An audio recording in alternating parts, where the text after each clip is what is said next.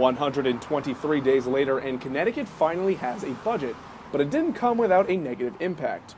The issues it created for education in the state are still being felt. Towns and school districts across the state have had to prepare for the worst and continue to function with much uncertainty. We unfortunately had a difficult decision. We had to reduce 5 teaching positions that we had, including one at Cheshire High School, and not fill several other positions that we had budgeted that were open. We can do without things sometimes, but I can't do without people. I can't have class sizes in first grade of 35 kids. I mean, that's just not right for children. The uncertainty has also taken an effect on individual schools' spending plans for their day-to-day costs.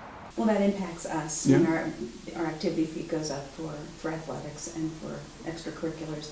That's mostly hits at the high school. We have a number of activities that are wonderful, but that cost. So that's had an impact on us most directly. Towns like Cheshire and North Haven may have lost money in their budget, but here in Hamden, the concern is more around education cost sharing. The state legislature the last few years hasn't really followed a formula for distributing education aid. Back in 1977, the Connecticut Supreme Court case Horton v. Meskel found that the state of Connecticut was not properly funding school districts.